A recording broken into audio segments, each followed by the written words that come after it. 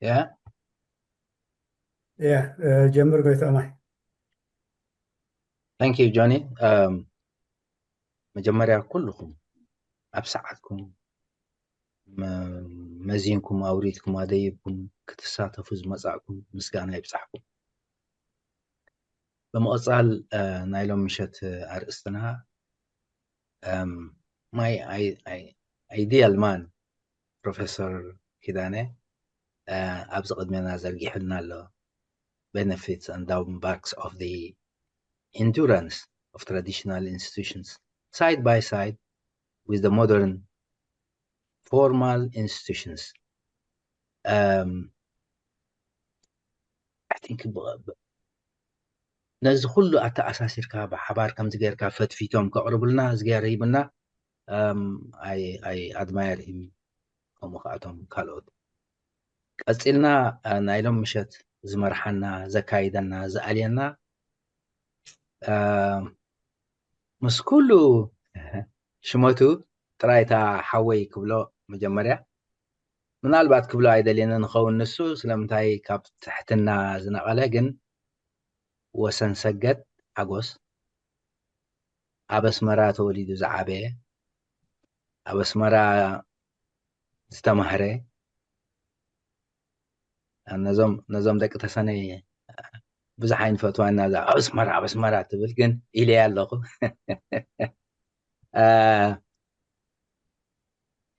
كم أون حجي أب غوتنبرغ ناي سويدن هاجر سويدن إذا أمت درجات مهرتو وي background Bachelor of Law University of Asmara Masters of Law in International Trade Law University of إلنا Stenberg of South Africa كون Master of International Relations University of Gothenburg enrolled as when بدرجة Junior Legal Advisor Ministry of Interior أب إرتران كله Human Resources and Development Ministry of Justice أب إرترا Common Legal Constitution in Law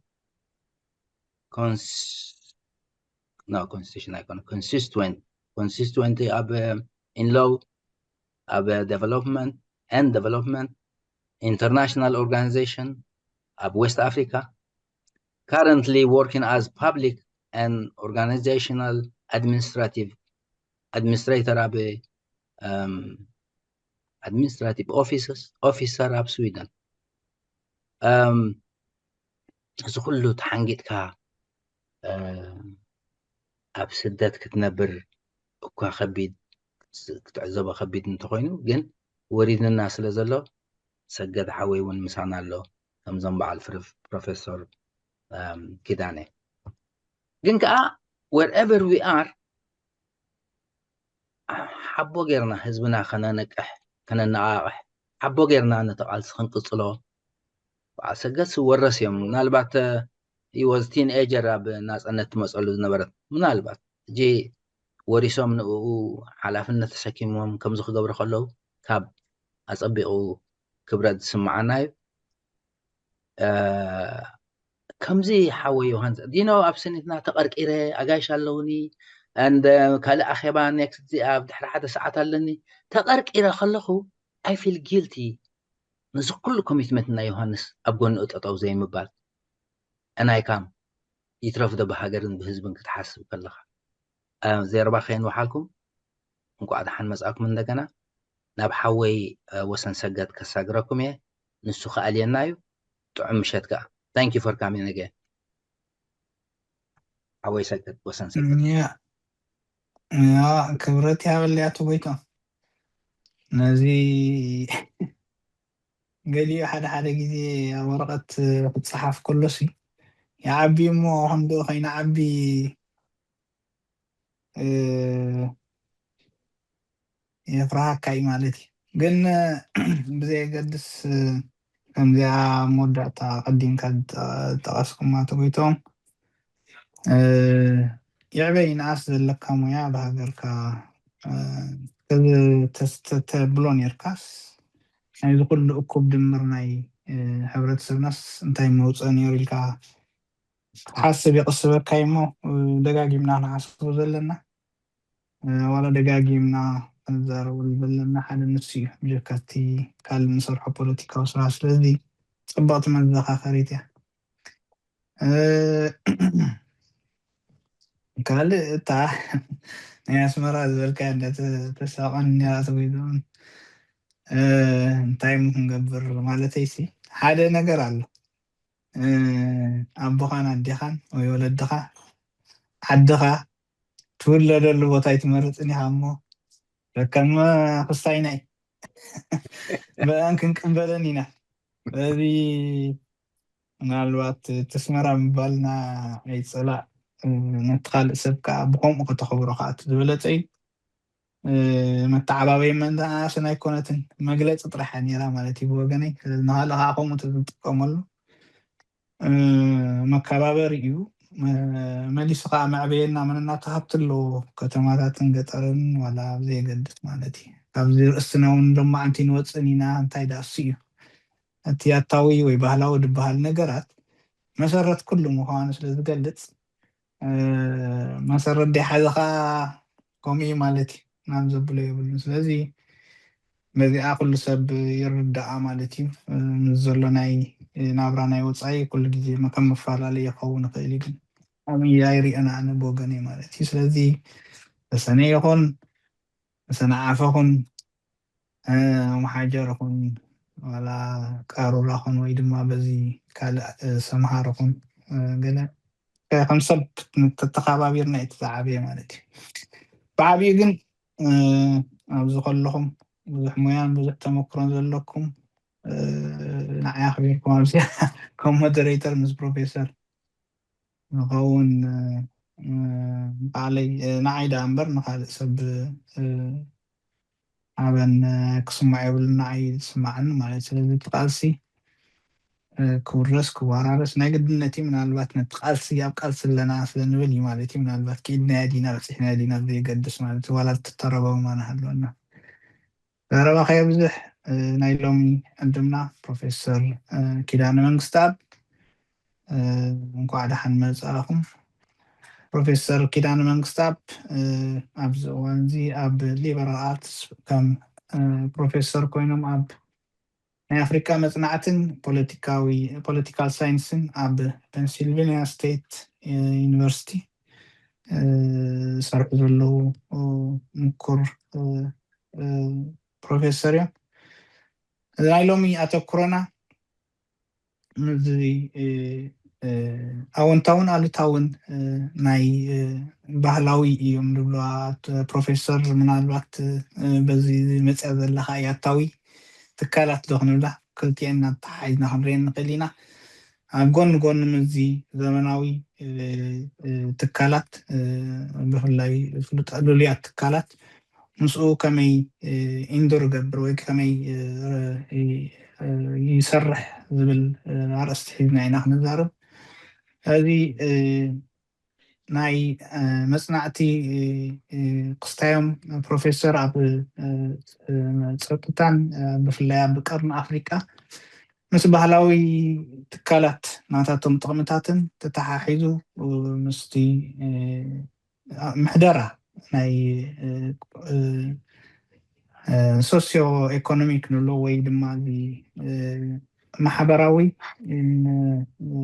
ቁጠባውን ክስታያት ፀቕጥታት ወይ ንዕኡ ድመስሉ ኣብ ኣፍሪቃ ዘለው ናይ ትካላት ናይ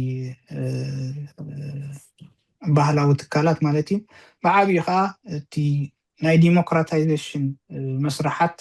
ወይ ድማ ገባባት ኣብ ኣፍሪቃ ዝብል እዩ ፕሮፌሰር ካብ ዝፀሓፍዎም መፅሓፍቲ ኣብ ቀርኒ ኣፍሪቃ ዘተኮረ ሆት ስፖትስ ኢን ግሎባል ፖለቲክስ ዝብል ኣብ 2015 ብካልእ ክራይሲስ ኦፍ ዲሞክራታይዜሽን ኢን ግሬት ሆርን ኦፍ ኣፍሪካ ዝብል ኣብ 2020 ክኾኑ ይኽእሉ እዮም እዚኣቶም ስለዚ ፕሮፌሰር ዘለዎም ዕምቆት ኣብቲ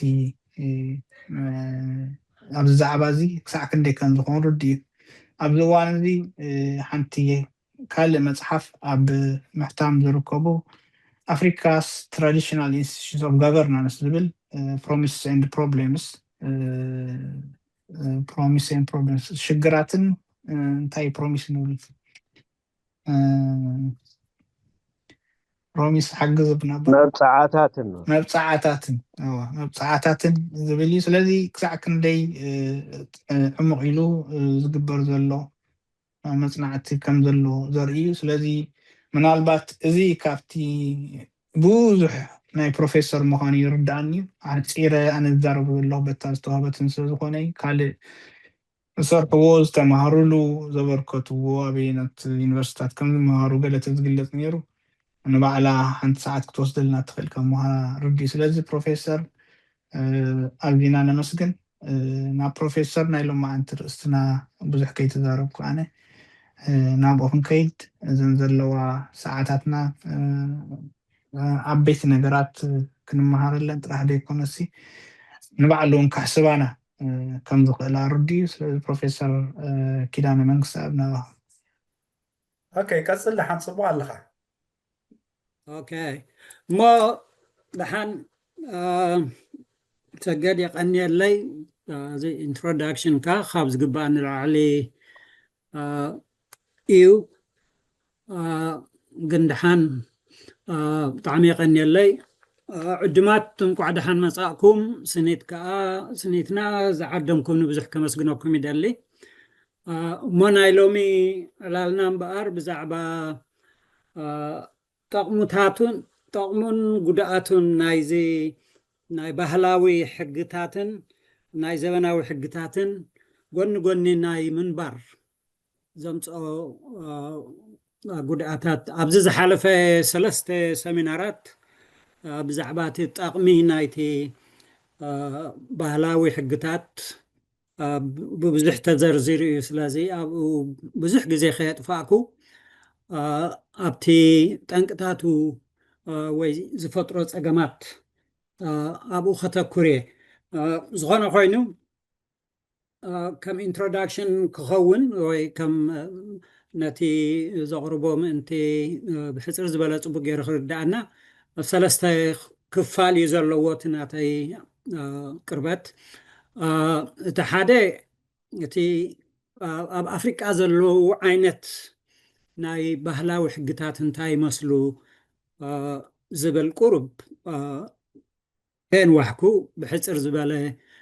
ገምጋም ከቕርብ እየ ማለት እዩ ብዝተፈላለዩ ሃገራት ኣፍሪቃ እቲ ናይ ባህላዊ ሕግታት እንታይ ይመስል እቲ ካልኣይ ነጥቢ ከልዕሎ ደልየ ዘለኹ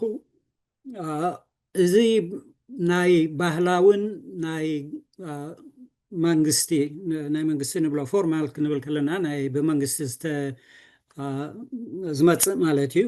ዘመናዊ ሕግታት እዚ ክልተ ሕግታት እዚ ማዕረ ማዕረ እኳ ፅቡቅ ቃል ኣይኮነን ጎድኒ ብጎድኒ ብሓደ ክነብሩ ከለዉ እንታይ ፀገማት ይፈጥር ስለዚ እቲ ናተይ ኣተኩሮ ናይ ሎሚ ኣብቲ ዝፍጠር ፀገማት እዩ ናይዚ ክልተ ስርዓት ጎኒ ብጎኒ ምንባር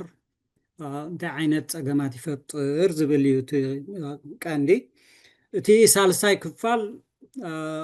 ነዚ ፀገማት እዚ ናይዚ ክልተ ስርዓታት ጎኒ ብጎኒ ምንባር ዝፈጥሮ ፀገማት ከመይ ጌርና ክንፈትሖ ንኽእል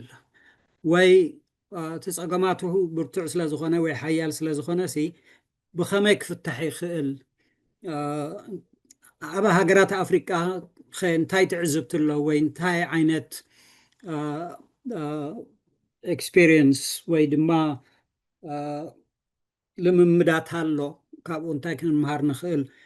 ብዝብል ገይረ ዘረባይ ክዓፅ እየ ማለት እዩ እምበኣር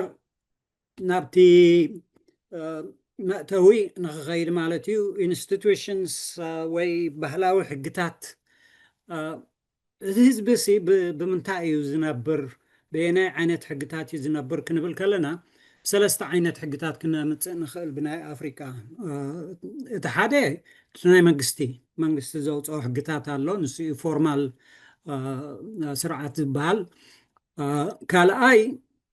እቲ ባህላዊ ዝበሃል ስርዓት ኣሎ እቲ ባህላዊ ኢልና ንፅውዖ ከምዚ ኣብዚ ስላይድ ተዘርዚሩ ዘሎ ካብ ወለዶ ናብ ወለዶ ዝመሓላለፍ ሃገራት ኣፍሪቃ ቅድሚ ባዕዳዊ መግዛእቲ ዝመሓደራሉ ዝነበረ ሕግታት እዩ ማለት እዩ ቅድሚ ባዕዳዊ ስርዓት እዩ መቸም ነቲ ናይ ፎርማል ኢንስቲቱሽንስ ንብሎ ወይ ድማ መንግስታዊ ስርዓታት ንብሎ ዘተኣታተወ ብቐንዱ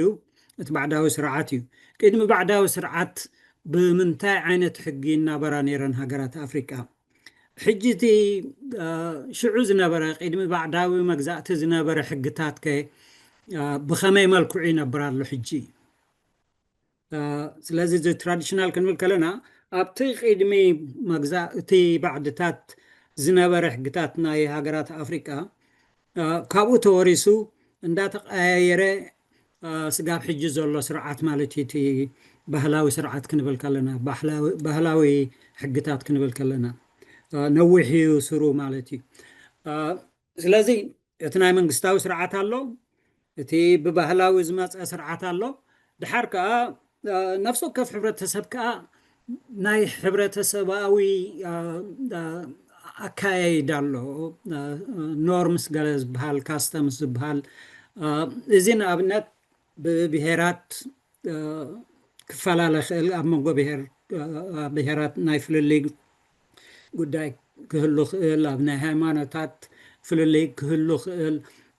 ንኣብነት ኣንተቦ ብዛዕባ ናይ ቤተክርስትያናት ናይ ኤርትራ ብዝዓዲ ንዛረብ ነርና ጅሕት ሓንቲ ቤተክርስትያን ተውፅኦ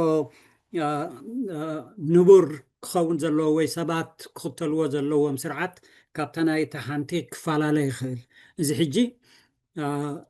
ንተምሃሮይ መረዳእታ ክህቦም ከለኹ ንኣብነት ካምቻ ዘይብለይ ጥራሕ ዝባናይ እንድሕሪ ናብ ክፍሊ ኣትየ ክምህር ምናልባት ፖሊስ ኣይፅውዑለይን እዮም ምክንያቱ ሕጊ ናይ መንግስቲ ዝሰበርኩ ይመስለንን እንድዒ ግን እቲ ኖርም ናይቲ ዩኒቨርሲቲን ኖርም ናይ ሕብረተሰብን እቲ ካስተምን ጥሒሰ ኣለኹ ማለት እዩ ከምኡውን ንክንገብር ዋላ እኳ ሕጊ እንተዘይተፃሕፈ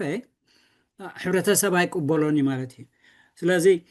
ሰለስተ ነገር ኣሎ ነቲ ናይ ሰባት ኣከያይዳና ወይ ነንሕድሕድና ምስ ሕብረተሰብ ሳተፈሉ መገድታት ዝመርሓ እቲ ሓደ ናይ መንግስቲ ሕጊ ኣሎ እቲ ሓደ እዚ ባህላዊ ሕጊ ዝበልክዎ ኣሎ እቲ ሓደ ከዓ ናይ ሕብረተሰብ ካስተምስ ወይ ድማ ኖርምስ ንብሎ ኣሎ ብሰለስተ መገዲ ኢና ንምራሕ ማለት እዩ ሕጂ ኣብዚ ናይ ሎሚ እቲ ናይ ኖርምስ ናይ ሶሳይቲ ገዲፈ ኣብቲ ናይ መንግስቲ ሕጋውን ናይ መንግስቲ ሕግታትን ኣብቲ ናይ ባህላዊ ሕግታትን ከተኩር ማለት እዩ ዘራርባይ እሞ ሕጂ ናይዚኦም ክልተ ሕግታት እዚኣቶም ማዕረ ምንባር ከም ምንታይ ጌርና ክንርድኦ ንኽእል ንኣብነት ፅርግያ ክትከዱ ክንሳገር ወይ ክንከይድ ከለና ሰይ ክልተ ዓይነት መብራህቲ እንተዝህሉ ትራፊክ ላይት ኣብ ቅድመና ሞት ሓደ ቀጠልያ ይህበካ እቲ ሓደ ቀይሕ ይህበካ ነና ኢኻ ክትክተል የገራጭወካ ኣሎ ማለት እዩ ምክንያቱስ ክልተ ዓይነት ዝተፈላለየ ዝገራጮ መምርሕታት ይህበካ ኣሎ ማለት እዩ ሕጂ ክልተ ሕጊ ከዓ ማዕረ ጎኒ ጎኒ እንድሕሪ ክነብር ኮይኑ ዝተፈላለየ መምርሕታት ክህብ ይኽእል ማለት እዩ ዝተፈላለየ መብርሕታት እንድሕሪ ኮይኑ ከዓ ነቲ ህዝቢ ከጋጭዎ ክእል እዩ ንኣብነት ሕጂ ከም መረዳእታ ካብ ናይ ትራፊክ ላይት ሓሊፈ ናብ ናይ ኣተሓሕዛ መሬት ናይ ባህላዊ ኣተሓሕዛ መሬት ከመይ ጌራ እታ ሕብረተሰብ ናብቶም ኣካላታ ወይ ናብቶም ዝተፈላለዩ ህዝብታታ መሬት ከመይ ጌራ ትዕድል ሓደ ዓይነት ሕጊ ኣለዎም ናቶም እታ መንግስቲ ከዓ ካብኡ ዝተፈልየ ንኣብነት ኣብዚ ሃገርና ኣብ ባይቶታት ገለመለ እንድሕሪ ርኢናዮ መሬት ናይትን ቁሸታት እዩ تنقشتات كأب معرنة كافلو مالتي نابتي دك عدي جن تامن قستخ أمتي عند حري مريت كلنا يمن قستي إلى زجراج حقتاتي زمالتي حجز زجراج حقتات عند حري اللي كوا عبت حبرة هسوون قتشتن زي مردان زي مسمعني زفتر نقول نخبر رهيلة إذا حجي خلت استطلع له حقتات قرن بقرن خكايد كله سي نتحبر تسابون يدانا قرو حنصاب كا يقاج وعي سلازي انتاك قبري بحصر زبالة نتطقمتاتو نايزي ندام حق الدامبا نبلو ويدما هو كم حق ندابا وينياتاوي حق نبلو مهلاو انتاي تقمية متص بتحدو جن كأمستنا منجستي حقتات قرن بقرن بمنبارو انتاي قدرات يمتصي تي عندي نايلومي أغربتين بار حجي تراديشن كنبل كلنا خاب ولدنا ولد زم حلالف عينت سرعات مالتي وحقتات سلازي أبزي بزح زي مسمع وبزح مقلات زاد اللي يكونن كم تسقلت قوقات بهلاو نبلو مسرتو قدمي بعدها مجزاتي هاجرات أفريقيا زدنا ورالو زنبر حق مالتي إلا وتي سرعات كل جزء أبحده تحت رموي دما ستاتيك كوينا ما ينبرون يوم دايناميك يوم يكاير يوم سلامنتاي حقتات يكايرو سلامنتاي كي تقايرو خمزلو يقصلو زين أدليتي قرصاتات يدلينيو سلازن أن كقلصاني جن أبو كيدم مبصحي أب أفريقيا زلو عينت بهلاو حقتات انتاي مسلو أبزي صحفات كنري خلنا بتغلى أب كلتا خفال يوم زخفلو اتحادي زي مؤكل مالتي كم زنهانا أبنت ناي إرترا سرعات زي مؤكلي نفس وكف كفال ناي تهاجر بزحات حقتات هالو أخن الزرار بولو قنينا هنا ناي إرترا قواتي صبغناتو زت صحفون سلازخونه دحر حجنا أبنت أكلك زي زلو بوتاتات حق أرجنا تجلوايو مراحين تتبهلكوا أجبابرو أفصاصم خاب عدنا بعدون كفل خيلي مخنياتو زي ما كل سرعات يزلنا تن عدتات كشتات سي برأسان ينزم حادران يران كمتي بهلي سلازي زياتهم زي ما كل سرعاتات يبهلو اتحادو خا مؤكلات سرعاتات كألو أب هاجرات أفريقيا عند حرقيتكم بزحات قالنا قستات زنوروم بجزية كولونياليزم كاب نجوس نابي تشيف ويدما حلقة مالتي مثلا تشيف زي تغيروا حجب عالقانا عند حريد اللي خازي أسانتهاني نايزوم أشانتي ويدما أبساد أفريقيا عند حرقيدنا حجي شو عدت نقستات على بهلاو نقستات بدوب أفريقيا ولا أوغندا عند حرقيدنا نايز بعال بوغندا مريحنات على مالتي سلازس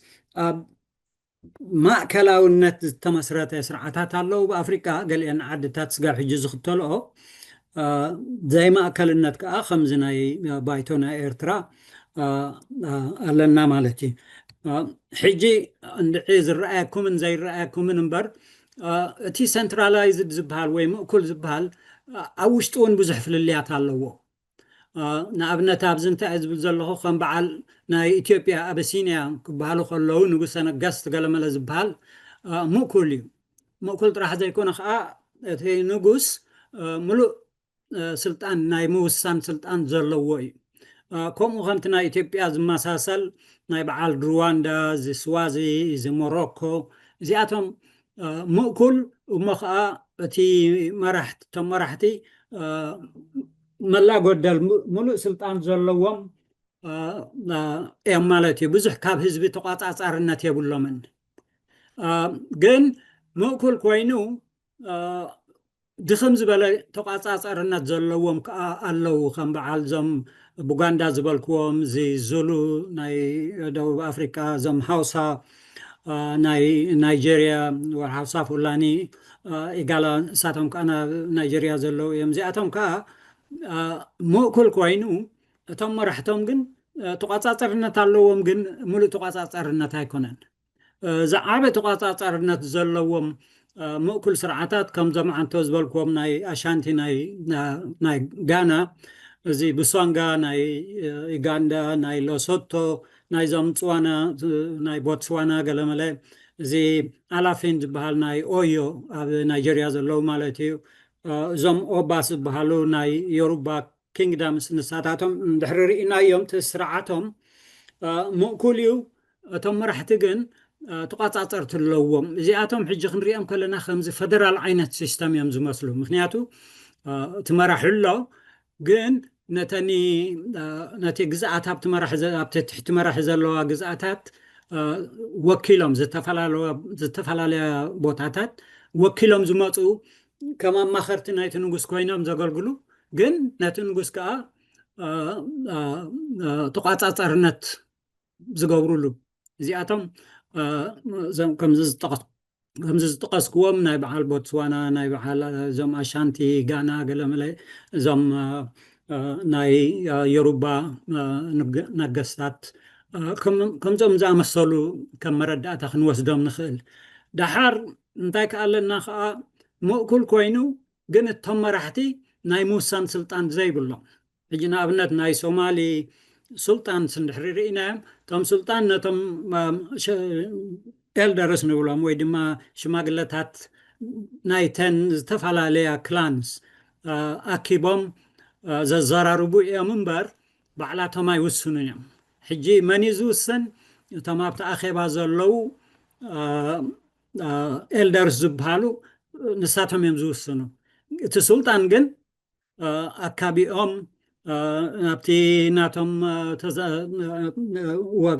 ወግዒ ወይ ድማ ኣብ ውሳኔ ንክቐርቡ ድማ ነቲ ባይቶ ዝመርሕ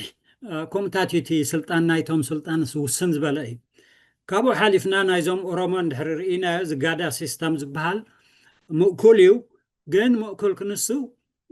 እቲ ኣባጋዳ ሙሉእ ስልጣን የብሉን ምክንያቱ ከም ፓርላማ ኮይኖም ዘገልግሉ ኣለው ከም ናይ ኮርት ኮይኖም ዘገልግሉ ኣለው ከም ዳኛታት ስለዚ ብኦም እንዳተሓፅረ ን8 ዓመት የገልግል ማለት እዩ ኣባጋዳ ድሕሪ 8 ዓመት ከም ብሓድሽ ክምረፅ ከገልግል ኣይክእልን እዩ ሕጂ እንታይ ዝኸውን ካብ 8 ዓመቱ መሰእከለ ናብቶም ናይ ዳኛታት ትካል ወይ ማሕበሪ ኣቱ ማለት እዩ ከም ዳኛ ኮይኑ የገልግል እቲ መሪሕነቱ መሰውረደ እዞም ዲሰንትራላይዝድ ዝበሃሉ ከምዞም ናይ በዓል ባይቶ ናይ ኤርትራ ወይ ከዓ እዞም ካያ ኤልደር ዝበሃሉ ናይ ሚችጋንዳ ናይ ኬንያ እንጅሪን ጀከ ከምኡ ኣብ በዓል ሜሩ ገለ ዘለው እዞም ናይ በዓል ፖኮት ኣብ ኬንያ እንድሕሪ ርኢናዮም እዚኣቶም ናይ በዓል ናይጀርያ እዞም ኢቦ ዝበሃሉ እዞም በርበርስ ኣብ ሰሜናዊ ኣፍሪቃ ዘለው እዚኣቶም እንድሕሪ ርኢናዮም ምስቲ ባይቶ ናህና ዝተመሳሰለ ስርዓት ዘለዎም እዮም ዘይምእኩል ክንሱ ከዓ እቶም መራሕቲ ከምዚ ኣከብቲ ኣዛተይቲ እዮም እምበር ባዕላቶም ንምውሳን ስልጣን የብሎምን ስለዚ ኣብ ኣፍሪቃ ዘሎ ባህላዊ ስርዓታት እንድሕሪ ርኢናዮሲ ዝተፈላለየ እዩ ግን ዘመሳሰሎ ድማ እንታይ ኣለዎ እቶም ሙሉእ ስልጣን ዘለዎም ብዘይ ቁፅፅር ገዲፍካ ናይ ዴሞክራሲ ዓይነት ምልክታት ዘለዎ ወይ ድማ ንህዝቢ ዘሳትፍ ስርዓት እዩ መብዝሕቱ እዚ እምበር ኤግዞስቲቭ ኣይኮነን ንኩሉ ኣፍሪቃ ብምሉእ ኣይ ካቨር ኣይገብርን እዩ ወይ ግን ፅቡቅ መረዳእታ ክኸውን ዝኽእል እቲ ናይ ኣፍሪቃ ባህላዊ ሕግታት ክበሃል ከሎ ወይ ኒያታዊ ሕግታት ክበሃል ከሎ ካብ ዓዲ ናብ ዓዲ ዝፈላለ እዩ ማለት እዩ እሞ እዚ እንድሕሪ ኮይኑ እቲ ባህላዊ ስርዓት ስጋብ ሕጂ ስለምንታይ ይኸይድ ኣሎ ስለምንታይ ይቕፅል ኣሎ ዘን መንግስትታት ናይ ኣፍሪቃ ምስ ተመስረታ ናይ መንግስቲ ሕጋውነት ሕጊ ምስ صدقه سلمتاي زي بهلاوي سرعات زي طفئ اندحريلنا انتاي كنبل نخيل مجمرتا حقي ابناي محدران ابناي قطبان سرعات التمركزي حجي حرستاي اندحرخونكا ناي كابيتاليست عينت حقتات كتقبراي تخيلني خا مستي ناتكا ناي قطباوي أكايدا أي سامعني معناته تتكايد زلخا قطبا وي قسنات وي دما نايزي ناشتو حرستات قلملن حرخوينسي نأمز السامع نتي أنا بابرو أم نتخونة تاتمز السامع حقتاتي خات توتص بوي إيو نابنت حجي تهزبنا بتنا بهلاوي خنبر زدالي وقنا حرستات زلوي يخونو تم قواسات زلوي يخونو بت بهلاوي سرعات يوم نابو يوم زنبلو ولا ناي منقست سرعات انتلو حقتات انتلو مخنياتو بتنا بهلاوي حقتات مستي ناتهم قطبا السامع سلازخوني حجي أمو كما يزبال عدتات ينزي قن زخيد كلت عينة حقتات زلوان اندحريلنا زين عدتات زياتن بمتاي كنقلص نخيل مجمرتا كابيتاليست سرعات تأتاتي بزن هاقرات زياتن اقرأ تخيلي ببغرون يسفح حلو قن بتحدوغن كاخن ريخلن خاتي كلمة كابيتاليزم زلو ناي قطبا سرعات كا ايتف اني قصلالو جينا نابنت حجي او عدنا ندحرر اينا قواسوت هالو زم بازانت سنبلام حرستوت هالو بتحدوغن كا ناي كابيتاليست بناي كابيتاليست سرعات وي قطبا عينت زكايدو نقادو اللونا قرب مطانو فابريكاتات زلوم سبات هالونا حجت حق منقستن دحرير إينا مبزحتو جزيه نابتم اب كابيتاليست زلو اب كابيتاليست ناي قطبا سرعات زلو نقومز السما معي بمسرتو نقواسات زخون ويدماني حرستوت زخون حقتات هيكون زوتو بمسرتو تامن قصدو توصل حقتات نابتومي اب كابيتاليست سرعات زلو وغن نايتي هزبي مالتي سلازي انتا خونا الله مالتي تن منقستات اندحري نابتن اب كابيتاليزم وي اب تحت كابيتاليزم زنبر هزب اندحر خوين تحقتاتن اتم قاسوتن اتم حرستوتن اي سامعو من يخون زحقزي سلازي انتاي قبرو بتناي بهلاوي حقتاتهم يخودو حجس كومو سلازخونه اب هاجر سبات مبزحتو غزيات حزبي بتناي بهلاوي حقتات يخيد اب كتما زنبر بنا ابناي كابيتاليست عينت قطبا زنبر سبكا بتي حدش ناي منغستي حقتات يخيد مالتي كومو سلازخونه معره يخيد مالتي زخت حقتات زي زياتن عدتات زي انا بترانزيشنال لو مالتي ام سغغاريان زلوا اثنا كابيتاليست سرعات اقر تخيلوا ግን እተናይ መጓሰን ናይ ሓረስቶትን ስርዓት ከዓ ገና ይቅፅል እዩ ዘሎ ምክንያቱ ትራንስፎርሜሽን ኣይተቀየረን እቲ ዓይነት ቁጠባ ናይ ባህላዊ ቁጠባ ናይ ባህላዊ ስርዓት ቁጠባ ኢለ ዝፅውዖ ማለት እዩ ከም ጉስናት ካብ ንእሽቶ ሓረስቶት ገለመለ ሕጂ ንሳቶም እቲ ዓይነት ቁጠባ ስርዓት ስለዘለና በቲና ቶም ዝሰማዕ ባህላዊ ሕግታት ይኸዱ ተማብ ከተማ ንነብር ከዓ በቲ ሓድሽ ዘመናዊ ናይ መንግስቲ ሕግታት ንኸይድ ስለዚ ናይዚ ክልተ ሕግታት እዚ معرة كوخ نبلو ما نخلنا معرة يكونون جن قن مقصالهم انتاي تصبق الله سلام انتاي كم زبال كخوم تي كتبهم كساب زغير تم قاساتن حرستاتن كابت بهلا وخوات يكولن يوم مغنياتنا كابيتاليست سرعة هاي الساما معومن مستي النبابر زخيدا يكونن حجي مستغطى عينات زي سلازق تصلزلو ناتهم ذا عينت قطبة أبتبهلاوي قطبة زلوا سبات بزح أقول قلتي زهب مالتي تبهلاوي حقتات أبنات حجي زناي بايتو سرعات ندحرر إينايو أتحزا مريت عدل نسوئيو ዝተበኣሱ ዝዓርቕ ንሱ እዩ ነቲ ኣነባብሮኦምሲ ናይ ብሓቂ ኣድላይ እዩ ካብኡ ክወፁ ይክእሉን እዮም ኣጥፊናዮ ኢና ነዚ ሕጊ ዋላ እንተበሉ እቶም መንግስትታት እቲ ህዝቢ ገና ብኡ እዩ ዝኸይድ ንኣብነት ሕጂ ሓንቲ ካብቶም ነቲ ትራዲሽናል ኢንስቲቱሽንስ ተሰሪዙ እዩ ኣይንጥቀመሉን ኢና ኢላ ኣዋጅ ዝኣወጀት ዓዲ ታንዛንያ ግን እቲ ህዝቢ ዋላት መንግስቲ ከምኡ ይበል እምበር እቲ ነባብሮኦም ነቲ ነባብሮኦም ዝሰማዕ እቲ ባህላዊ ሕጊ ስለ ዝኾነ ስቕ ይቕፅሉ ኢንፎርማሊ ብኡ ምርሑ ማለት እዩ ሓደ ክንደን 20 ገለ ዝኾነ ዓድታት እውን ኣብ ኣፍሪካ ነፃነተን ምስ ረኸባ ነቲ ባህላዊ ሕጊ ክጠፍእ ኣቦሊሽ ክገብርኦ ወይ ከጥፍኦ ኣዋጃት ኣውፅአን ነይረን ግን እቲ ህዝቢ በቲ ባህላዊ ሕግታት ክምራሕ ስለ ዝቐፀለ መሊሰን ነቲ ባህላዊ ሕጊ ሕጋውነት ኣልቢሰንኦ ክቕፅል ይኽእል እዩ ኢለን ነቲ ኣቦሊሽ ዝገብር ኣዋጃት ኣጥፊአን እቲ ባህላውን እቲ ዘበናውን ጎኒ ብጎኒ ኮይኑ ገና ይሰርሓሉ ማለት እዩ ኣብ ብዙሓት ዓድታት ስለዚ ብዙሕ ኣገልግሎት ስለ ዝህበን እዚ ኣገልግሎታት ከዓ ርኢናዮ ኢና ኣብዚ ዝሓለፈ 3 ሰሚናራት ስለ ዝኾነ ነቲ ባህላዊ ከነጥፎ ይንኽእልን ኢና ምክንያቱ ካብ 58% ናይ ኣፍሪካ ህዝቢ ገና ኣብ ሕርሻ ፐዛንት ኣግሪካልቸር ማለት ናይ ንኣሽቱ ሓረስቶትን ናይ ጓሶትን ቁጠባ ስለ ዘለና እዚ 58 ካብ 100 ህዝቢ በዚ ዓይነት ባህላዊ ዓይነት ቁጠባ ስለ ዝነብር ነዚ ዝሰማምዖም ሕጊ ክትክልክሎም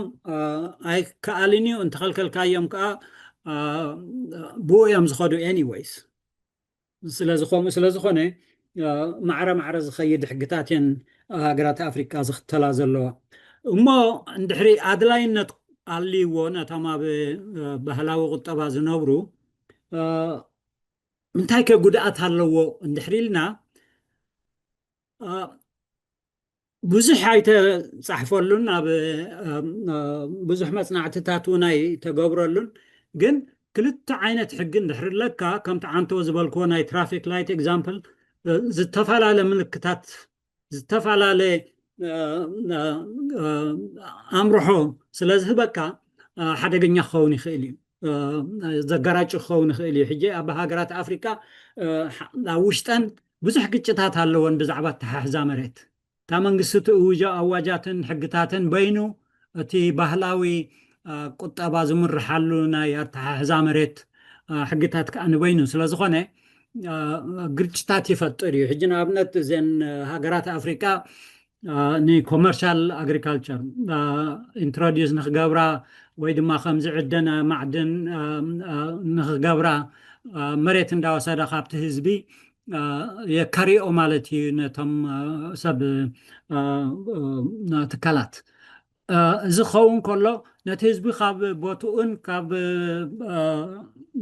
መሬቱን የባረሩ ኣለዋ ማለት እዩ ድሓር ካብቲ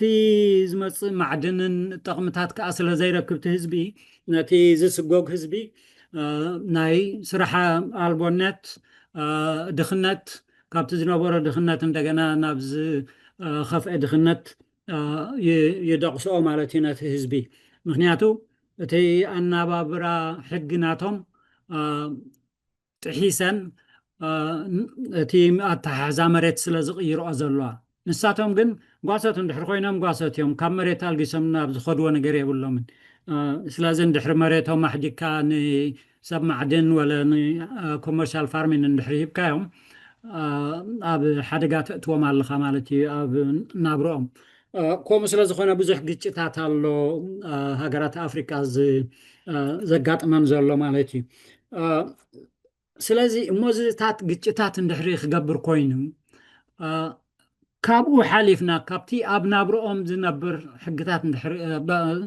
ዘምፅኦ ፀገም ሓሊፉ ስርዓት ዲሞክራሲ ሃገራት ኣፍሪካ ንኣብነት يفتنا عن زلوا سرعة ديمقراطية خطوة قليلا ماشم ديكتاتورነት تقبلن سقيلن زخلال اللوا ግን እንድሕሪ ዲሞክራሲያዊ ስርዓት ክትገብር ኮንካ ኮኦርዲኔትድ ዝኾነ ሓደ ኮሄረንት ዝኾነ ሓደ ዓይነት ሕጊ ክህልወካ ኣለዎ ዝተፈላለየ ሕጊ እንድሕሪ ኣለካ ብትግርኛ እንታይ ከም ዝብሎ እንድዒ ሰፐሬት ሶሲዮ ኢኮኖሚክ ስፔስስ ኣሎ ማለት እዩ እቲ ናይ ብሕርሻን ብጓስነትን ዝነብር ሓደ ስፔስ ኮይኑ እቲ ብናይ ካፒታሊስት ስርዓት ዝነብር ከዓ ካልእ ስፔስ እዩ ሕጂ ነዚ ክልተ ዓይነት ስፔስ እዚ ብዲሞክራሲያዊ መገዲ ከተመሓድሮ ከቢድ ይኸውን ብጣዕሚ እዚ ከዓ እንታይ ማለት እዩ ንኣብነት እቲ ሕጊ ወይ ነቶም ኣብ ባህላዊ ቁጠባ ዘለው ረሲዑ ነቶም ኣብ ናይ ካፒታሊስት ስርዓት ዝነብሩ ጥራሕ እዩ ከማዕብል ዝፍትን ከምኡ ስለ ዝኾነ ንኣብነት ኣብ ሃገራት ኣፍሪቃ እንድሕሪ ርኢናዮ ቤት ትምህርትታት በሉ ሆስፒታላት በሉ እቲ ዝወሃብ ኣገልግሎታት ኩሉ ግዜ ኣብ ከተመኛታት እዩ ዝምዕብል ቀንዲ ስለዚ እቲ ኣብ ሃገረሰብ ዘሎ ሰብ ንቁጠብኡ ንኸመሓይሽ ዝግበረሉ ሓገዛት ኣገልግሎታት ክውሕድ ይኽእል ምክንያቱ ኣብቲ መንግስቲ እውን ተወካልነት የብሎምን ኣብ ሃገራት ኣፍሪቃ እንድሕሪ ርኢና ንኣብነት ኣብ ፓርላማት ዘገልግሉ ጓሶት ክንደይ ትረክብ ወይ ሓረስቶት ምክንያቱ ቅድሚ ኩሉ ናይ መፅሓፍን ምንባብን ካብኡ ሓሊፍካ እውን ኣረዳድኣ ናይቲ ቁጠባ ይኹን ገለ ብዙሕ ስለ ዘይብሎም እቶም ሓረስቶትን ጓሶትን ኣብዚ ኢንስቲትዩሽንስ ናይቲ መንግስቲ ክካፈሉ ዕድሎም ብጣዕሚ ፀቢብ እዩ ከምኡ ስለ ዝኾነ ኣብ መንግስቲ ተወካልነት ስለ ዘይብሎም ኣብቲ ንኦም ጠቕሚ ዘውዕል ናይ ፖሊሲ ወይ ድማ ናይ መንግስቲ ውሳኔታት ተኻፋልነት የብሎምን ተኻፋልነት ስለ ዘይብሎም ከዓ ኣብቲ ናብኦም ዝመፅእ ካብ መንግስቲ ኣገልግሎት ዝወሓደ ኸውን ማለት እዩ ስለዚ ኣብ ሃገራት ኣፍሪቃ ሕጂ እንድሕሪ ርኢናዮ መብዝሕቱ ትድኻ ህዝቢ ኣብቶም ሓረስቶትን ጓሶትን እዩ ዝርከብ ኣብ ከተማ ድኻ የለን ማለት ኣይኮነን ግን ብፕሮፖርሽናትሊ እንድሕሪ ርኢናዮም ፐርሰንቴጅ ናይ ድኻታት ኣብ ኣፍሪቃ ዳርጋ ካብ 50 ካብ 100 ኣቢሎም ዝኾኑ ኣብ ሃገረሰብ ኢና ንረኽቦም ማለት እዩ ትድኽነት ስለዚ እንታይ ይኸውን ኣሎ ማለት እዩ በቲ ሓደ ብቁጠባ ይጉድኡ ኣብ ድኽነትን ክስታይን እዮም ዝኣትዉ ብሕልፊ መሬት ክውሰዶም ከሎ በቲ ሓደ ወገን ከዓ ኣብቲ መንግስቲ ንምክፋል ዓቕሚ የብሎምን ናይ ትምህርቲ ናይ ፍልጠት ናይ ኩሉ ስለ ዘይብሎም ካብቲ ስርዓት ናይ ዲሞክራሲ ዝበሃል ዳርጋ ንፁላት እዮም እንተበልና ኣጋኖን ኣይከውንን እዩ ምክንያቱ ይመርፁ እዮም ምርጫ እንድሕሪ ኣብቲ ምርጫ ዘለዎ ዓድታት ግን ዋላ እንተመረፁ ካብ ከተማ መፅኦም ብዕራይ ዝሓርድሎም ወይ ሓደ ነገር ዘተስፊዎም ሰባት እዮም ስቂሎም ዝመርፁ እምበር እዚ ሰብ እዚ ጠቕምና ክሕሎ ክእል እዩ ኢሎም ኣስተንቲኖም ኣይኮኑን ዝመርፁ ሕጂ ኣብ ኣፍሪቃ እንድሕሪ ርኢናዮም እቶም ዝዓበዩ ቮቲንግ ብሎክ ሓረስቶት ጓሶት እኳ እንተኾኑ ኣብቲ ናይ ፖለቲካ ውሳኔታት ዘለዎም ወሳንነት ወይ ፅልዋታት ግን ብጣዕሚ ድኹም እዩ ስለዚ ከምኡ ስለ ስጋብ ዝፀንሐ ከዓ ሃገራት ኣፍሪቃ ዴሞክራቲክ ክኾና ይኽእላ እየን ክትብል ኣይትኽእልን ኢኻ እቲ ዴሞክራሲ እንድሕሪ ተኣታትየን እሞ ከዓ እንድሕሪ ሰሪሑ ምናልባት ኣብ ከተማ ዝነብር ወይ ድማ ኣብቲ ናይ ካፒታሊስት ስርዓት ዝነብር ህዝቢ ኣብኡ ዝተሓፅረ እዩ ስለዚ እቲ ኣብ ኣፍሪቃ ክግበር ዝከኣል ዴሞክራሲ በዚ ሕጂ ዘለናዮሲ ነቲ ሃገረ ሰባት ዘሎ ኣብ ሕርሻን ኣብ መጓሰን ዝነብር ህዝቢ ኣይውክልን እዩ መብዝሕቱ ኣይውክልን እዩ ከምኡ ስለ ዝኾነ ንዴሞክራሲ ዕንቅፋት እዩ ማለት እዩ እዚ ክልተ ሕግታት ማዕረ ምንባር ኣብ ዴሞክራሲ ጥራሕ ዘይኮነ ኔሽን ቢልዲንግ ህንፀት ሃገር ክንብል ከለና እውን ንህንፀት ሃገር እውን ፅጉም እዩ ምክንያቱ ሓደ ኣብ ሕርሻ ዝነብር ኣብ መጓሰ ዝነብር እሞ ከዓ ምስቲ ናይ መንግስቲ ብዙሕ ሕግታት ብዙሕ ምትእስሳር ዘይብሉ مستي ناي منغستي متأسسار زلو مس ناي كابيتاليست حابيرم نيشن بيلدين كوغوبري مالت دارغا زتغاننه تسبيتي مخنياتو ناتهم تقمي نيشن بيلدينግ ክንብል ከለና ኩነቶም ኩሎም ዝተፈላለዩ ህዝብታት ማዕርነት ዘለዎ ኣብ ናይ ቁጠባን ኣብ ናይ ፖለቲካን ኣብ ናይ ባህልን ተኻፋልነት ዘለዎ ህልወካ ኣለዎ እንድሕሪ ንኩሉ ብማዕርነት ዘይተካፍል ኮንካ ሓደ ክፍሊ ህዝቢ እንድሕሪ ተጎሊሉ ዝተርፍ ኮይኑ ዋላ ብብሄር ዝተመርኮሰ ኹን ዋላ ብናይ ቁጠባ ስርዓታት ዝኽተሎ ስርዓታት መልክዕ ይኹን እንድሕሪ ተገሊሉ ዝተርፍ ኮይኑ እቲ ህንፀት ሃገር ብግቡእ ክምዕብል ኣይክእልን እዩ ስለዚ እዚ ክልተ ሕጊ ጎኒ ጎኒ ምንባር ክልተ ዝተፈላለየ ናይ ቁጠባ ስርዓት ንኽተል ኣለና ማለት እዩ ምክንያቱ እቲ ሕግታት ካብቲ ቁጠባን ካብቲ ንቁጠባ ዝርእየ ኣመሓድራን ካብኡ እዩ ዝመፅእ እቲ ሕግታት ካብቲ ቁጠባኻ ዘይብሉ ሕጊ ክተውፅእ ኣይትኽእልን ኢኻ ንኣብነት ሕጂ ኣብ ሃገርና ብዛዕባ ኣርቲፊሻል ኢንተሊጀንስ ሕጊ ክገብሩ ይክእሉን እዮም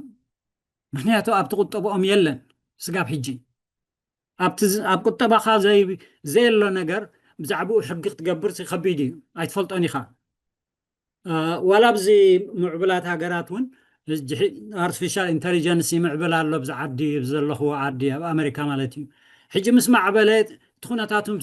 ምስ ረኣኻዮ ጥራሕ ኢኻ ሕግታት ክትገብር ትኽእል ብዛዕባኡ እንድሕሪ ዘይትፈልጦ ኾንካ ስጋባ ፀቢቃ ትፈልጦ ሕግታት ከተውፅኣሉ ይትኽእልን ኢኻ ስለዚ ንህዝብና ኸ እንታይ እዩ ዝጎድኦ ዘሎ እቲ ኣብ መጓሰ ዝነብር ህዝቢ ብዛዕባ ናይ ካፒታሊዝም ስርዓት እንድሕሪ ሕግታት ተውፅኣሉ ኢኻ ክርድኦን ኣይክእልን እዩ ኣይምልከቶን እዩ ምስቲ ኣነባብርኡ ኣይከይድን እዩ ኣይሰማዕን እዩ ከምኡ ስለ ዝኾነ እንታይ ይገብር ኣሎ ማለት እዩ ነቲ ህዝቢ ይፈላለዮ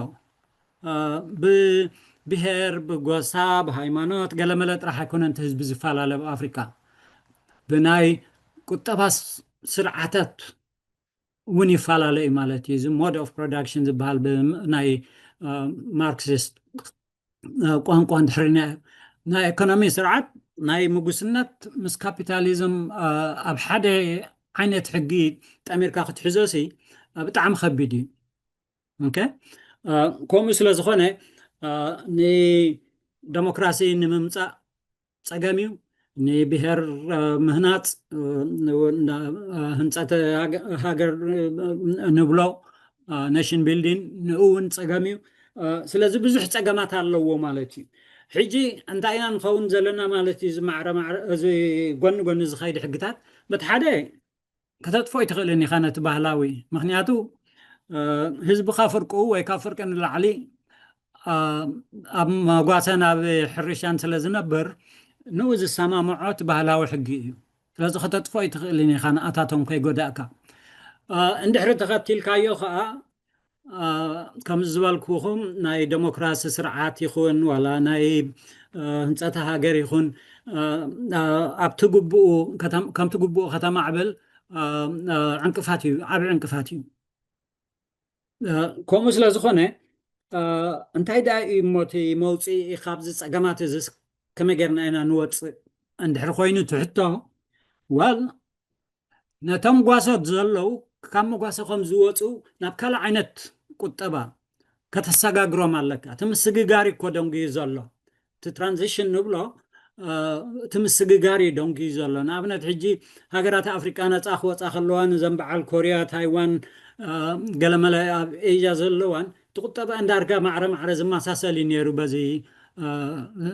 1960ታት ክንሪኦ ከለና ግን ንሳተን ነቲ ዝነበረን ናይ ቁጠባ ናይዶም ትራዲሽናል ቁጠባ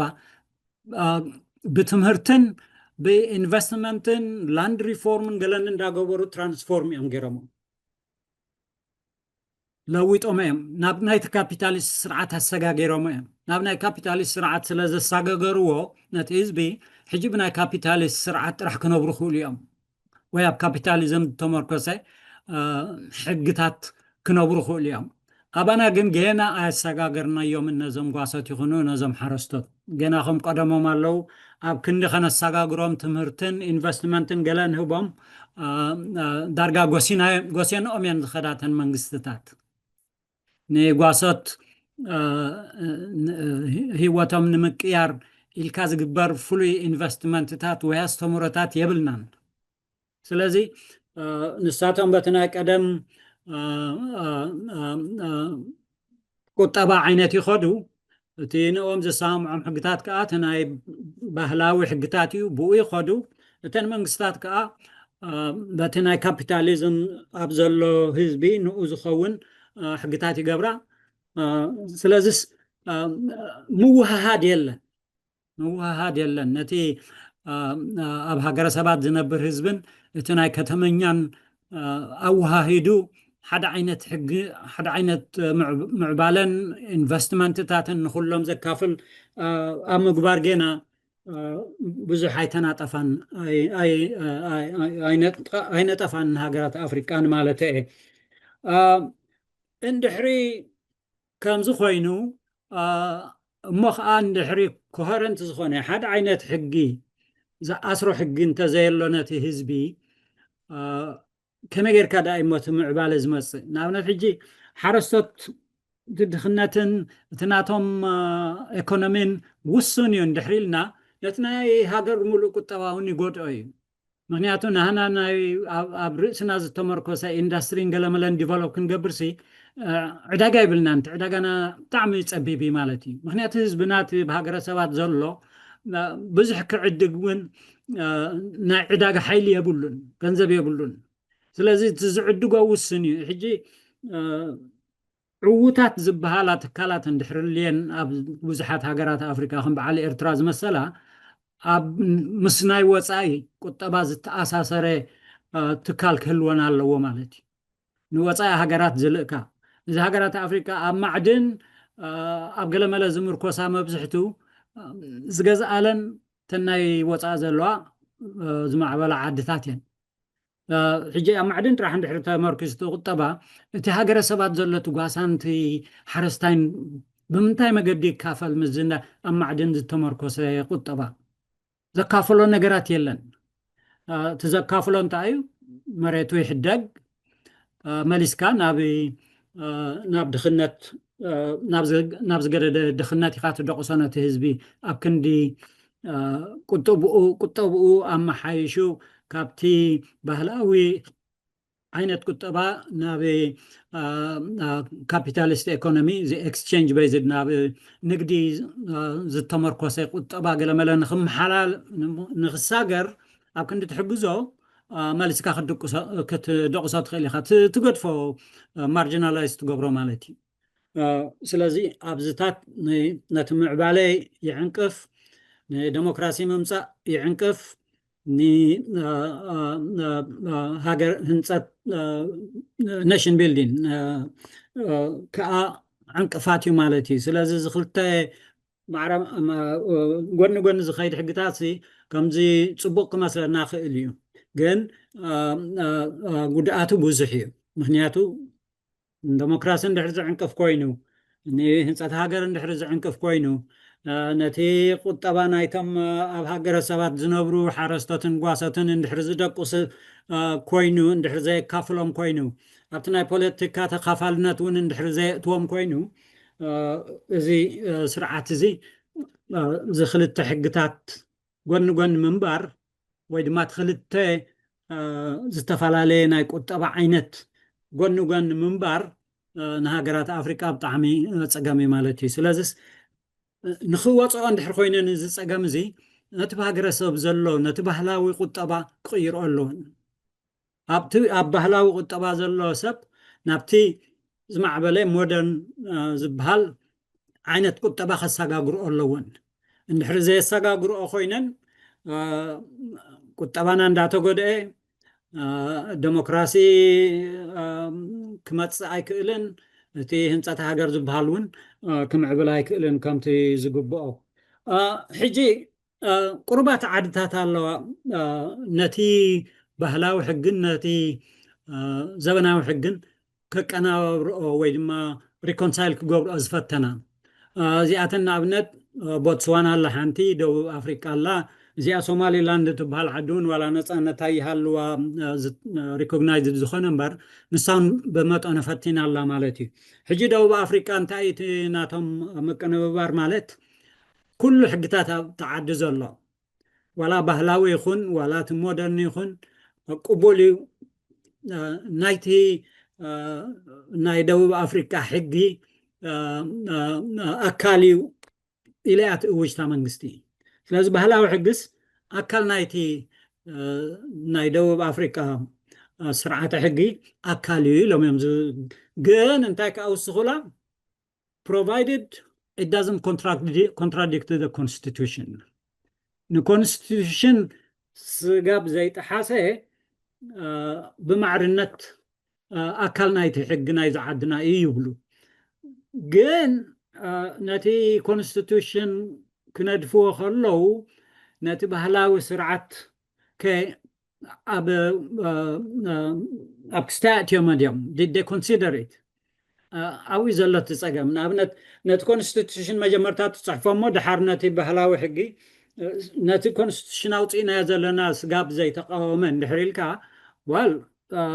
بمطانو بخفيل خات تقبل زل خمالتي نتي بهلاوي حقي ስለዚህ ሕጂና የደቡብ አፍሪካ ብዙሕ ክርክር ዘለዎም ኣብቲ ምሁራት ናይ ባህላዊ ሕጊ ክንቅበሎ ደለና ክነፅጎ ደለና ክነጥፍኦ ደለና ዝብል ገለ ሰብ ካብቶም ምሁራት ወላ ኣብቲ መንግስቲ ዘለው ክንቅበሎ ኣለና ምክንያቱ ህዝብና ገና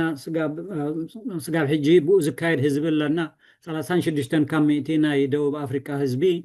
ኣብ ቁሸት ከም ባህላዊ ቁጠባ እዩ ዝነብር ስለዚ ኣካል ናይቲ ሕግና ክኸውን ኣለዎ ብሉ ግን እቲ ኮንስቲቱሽን እንድሕሪ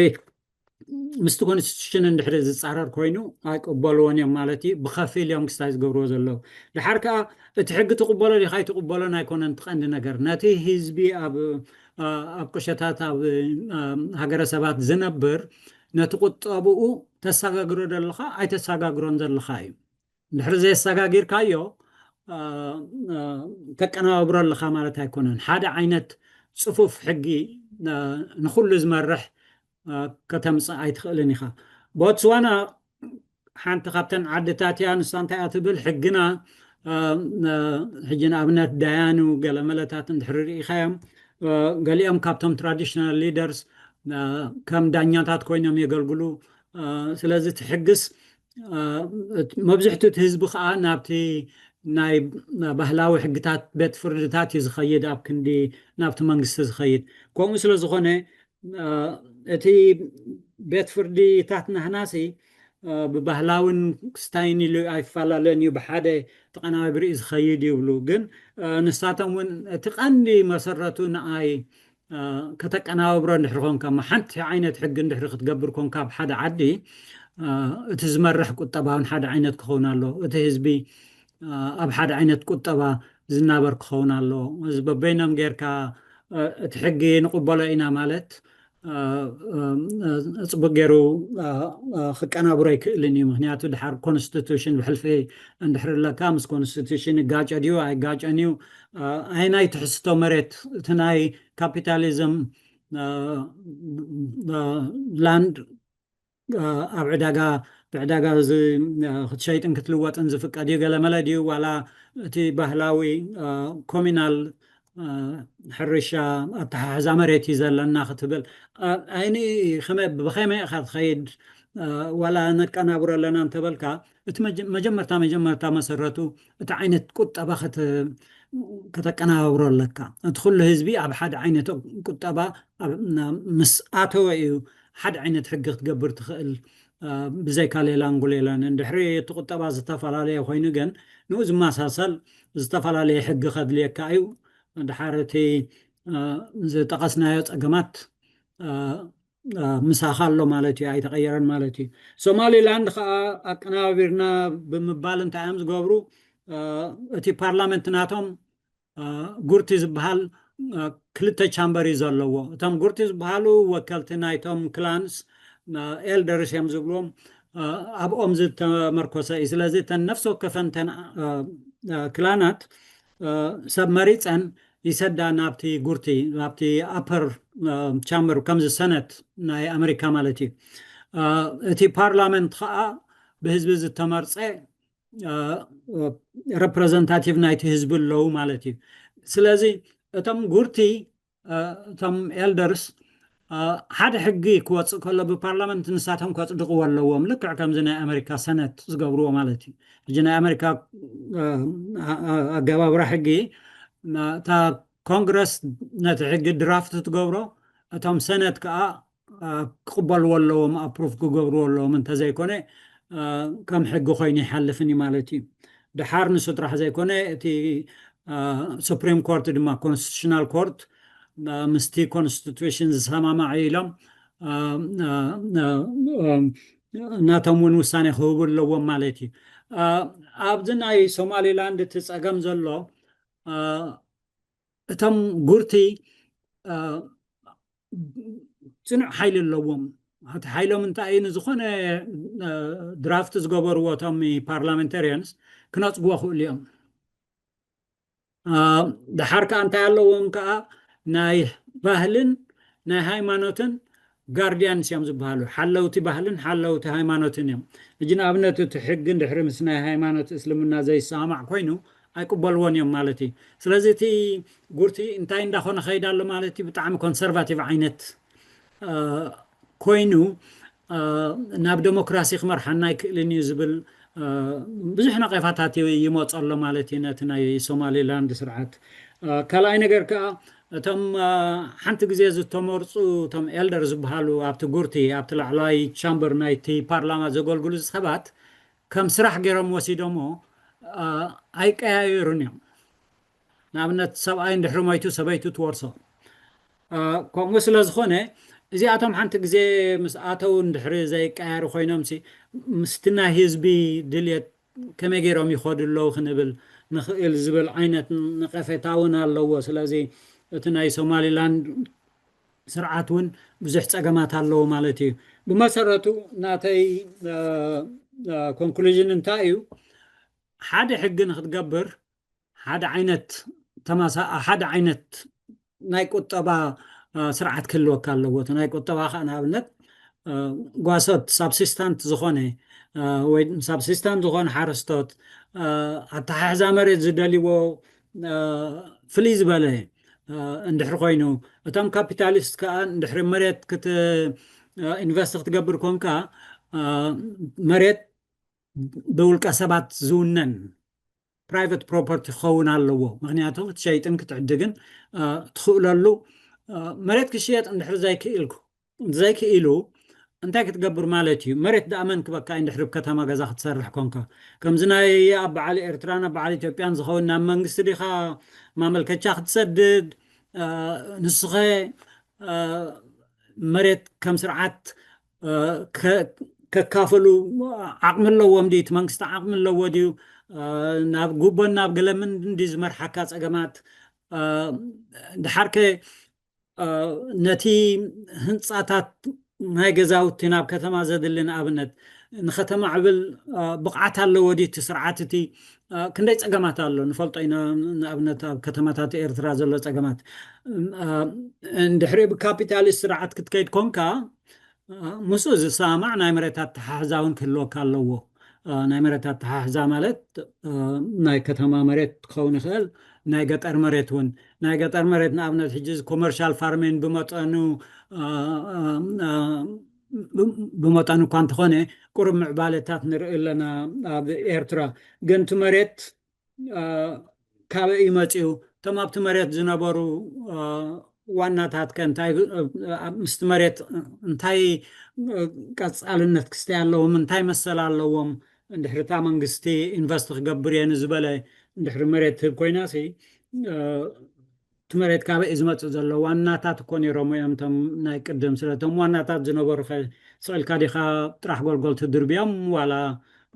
ከመይ ዓይነት ኣነባብራት ቅርበሎም ኣለኻ ወይ እዝታት ኩሉ ብዙሕ ፀገማት ኣለዎ ስለዚስ انت يقبل ديلي بتحدي تي بهلاوي حقي أدلايناتو زي كحادي تي أدلاي زقبرو خا تبهلاوي عينت كتابة سلازلوي نو سلا ترانسفورم سلا زي قبرناي وي ترانزيشنز بهال مستقار سلا زي ما سأمالتي سلا زين دحرنا تحقي خطك أنا أبر كونكاس نتبهلاوي كتابة مجمع تاخت الساقا قرر لك نابتي حدش سرعت مرنا ننبينا عينت ناي كتابة سيستم اندحر لك نتحقو حد عينت حقي غير كاختك انا ورو بتعمل صقومي سلازي ابز صقامي نازلنا تمسرتو صقام ግን اتبهلاوي عينت قطبا كنسغاغرو سلازي قالنا اي سلازي ابزي ودي الله ناب زاتنان ناب حتن مالسن كنسغاغر ابزي ጨርሽ الله يخنيلي بروف قدمي معصاوكا تا باوربوينت هو ببحنتي بلاي جورنس قابزو دامو تي الرأي. نسكوسز زل دحرايك حقزو هو لا كتوص عندي خابت خستاي مسألة تفكاي ونكوت خليكوا سديد هو سديد الكاس لزالله امبر شما خالها اي بس حتن نسأتاس دياتو لازل لها قندحن ببحد بلاي جورن اوكي شما Yeah. توسح خالها الراي عصرت سلستين مثلني جيت شعته next عصرت relevance of traditional institutions لمتاي تقوم من تايو نتي اب حرشان اب مغاسن زله حزبي نو سلازا غلغلي نسوت حزبي تقا افريج اب افريكا نحر وسيدنا 58 كان ميتنايت population لازم ماجوريتي مالتي بعل ኤርትራ ክንደይ ምዃነት ብገጠር ዝነብር ምስቲ ኣብ ከተማ ዝነብር ኣይንፈልጦን ከም በዓል ኢትዮጵያ ግን ካብ 70 ከም 100 ንላዕሊ እዩ ስለዚ ካብ ዓዲ ናብ ዓዲ ይፈላለዩ እቲ ብዙሕ ናይቲ ኣብ ገጠር ዘሎ ሰብ ግን ንኡ ስለ ዘገልግል ክድምስሶ ኣይትኽእልን ኢኻ እቲ adverse implications ወይ ከዓ እቲ ፀገማቱ ከዓ ከምዚ ዝበልክዎ nation building ክትገብር የፀግም ዴሞክራሲ ከተምፅእ የፀግም economic development ከተምፅእ ይፅግም ምክንያቱ ነቲ ገጠር ዘሎ ህዝቢ ካስ ዳርጋ ገፊዕካ ትሓልፎ ኣለካ ማለት እዩ ንኡ ድሕሪ ገፊዕካ ከዓ ብዘይክኡ ትዕዳጋኻ ክዓቢ ክእል ምክንያቱ ንኸተፍርኮ ገዛእ ክህልወካ ኣለዎ እቲ ዕዳጋ ዝካፈል ሰብ ክህልወካ ኣለዎ ስለዚ ኣብኡ ንፀገም ኣሎ ማለት እዩ ድሓር እቲ ኮንክሉዥን እንታይ እዩ traditional institutions unavoidable እዩ ከነልግሶ ይንኽእል ምክንያቱ ኣብቲ ባህላዊ ቁጠባ ዝነብሩ ብዙሓት ኣካላት ናይቲ ፖፑሌሽን ስለ ዘለውና ብዙሓት ክፋል ናይቲ ፖፑሌሽን ወይ ድማ ናይቲ ህዝቢ ስለ ዘለውና እቲ ዘካይዶም ንኦም ዝጠቅም ሕጊ ንኦም ምስ ናቶም ኣነባብራ ዝሰማዕ ሕጊ ከተሕድጎም ኣይትኽእልን ኢኻ ዋላ እንተኣወጅካዮ እውን ስቂሎም ብኡ እዮም ዝኸዱ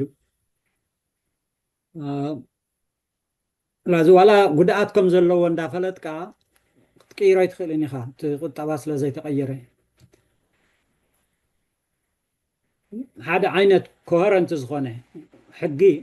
የድልየን ዓድታት ንኣብነት ከምዚ ንኣብነት ኣብ ምዕቡላት ዓድታት ከም በዓል ኣሜሪካ ሓደ ዓይነት ሕጊ እዩ ዘሎ ኣብኡ ንክትበፅሕ ነቲ ባህላዊ ዝበሃል ዓይነት ቁጠባ ከተሰጋግሮ ኣለካ ንኡ ክሳብ ዘየሰጋገርካዮ እቲ ብኡ ዘሎ ህዝቢ በቲ ባህላዊ ክኸይድ እቲ ኣብ ከተማ ከተመኛ ኣብቲ ናይ ካፒታሊስት ስርዓት ዘሎ ድማ በቲ ናይ ሃገረሰብ ባህላዊ ሕግታት ክኸይድ ኣይክእልን እዩ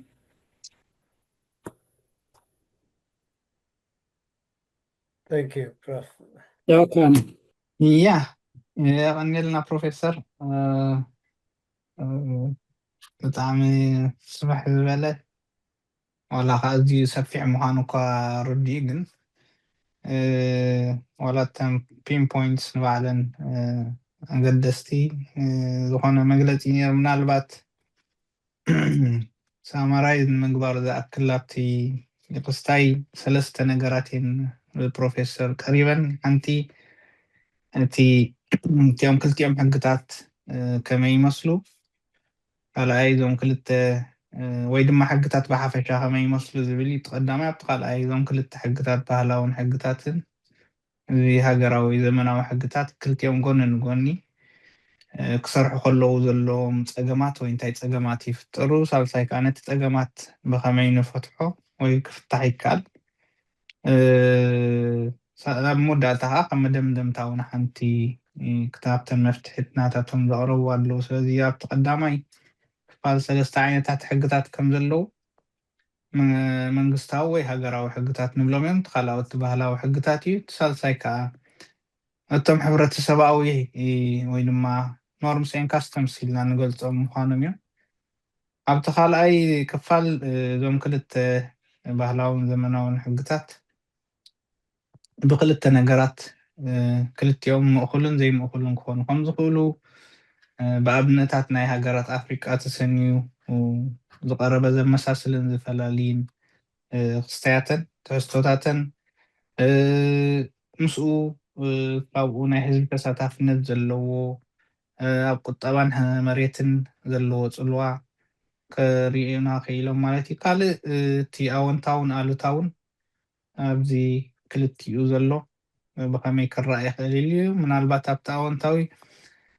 ኣብዚ ዘመናዊ እዋን ዝህቦ ዘሎ ኣገልግሎት ብከምኡ ብከመይ ክንሪኦ ከም ዘለና ተዋሃሂዱ ክሰርሕ ከም ዝኽእል እዩ። ካልእ እቲ ኣሉታዊ ካብኡ ሓደ ዘጋራጩ ነገራት እንታይ ኣለዎ፣ ዘጋራጩ ነገራት ከም ዘለዎ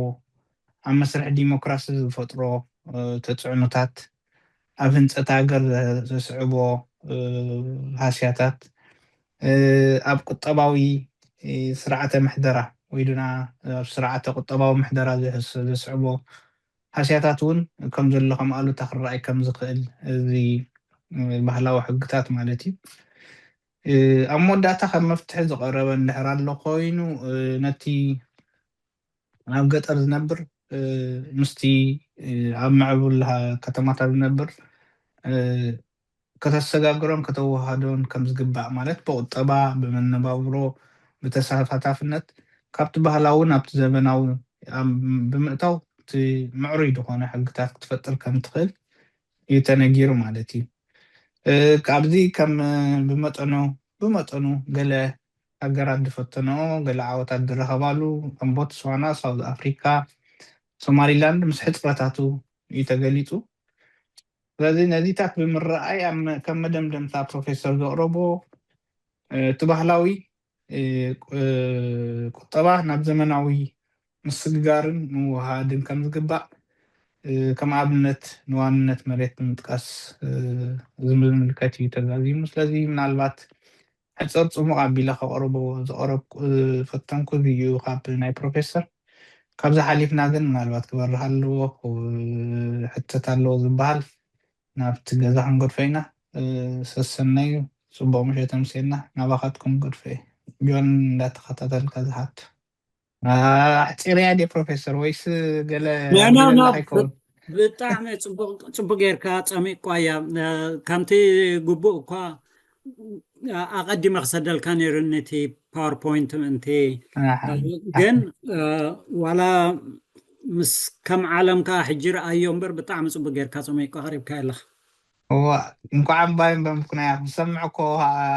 ክስታይ ትኸውን ኢኻ ናይ ግድነት ትሰምዖ ኮፍ ኢልካ እምቢቢ ኢልካ ይተብልን። ስለዚ እዞም ካልኦትካ ከምኡ ሰሚዕኹም ክትኮን ተስፋ ገብር እሞ ከይሓተትና ከለና ቀድሙና ሓፍ ዝበለ ኣእዳው ኣለዋ ካ ኦልሬዲ መስለኒ ናባኸ እያ ጆንስ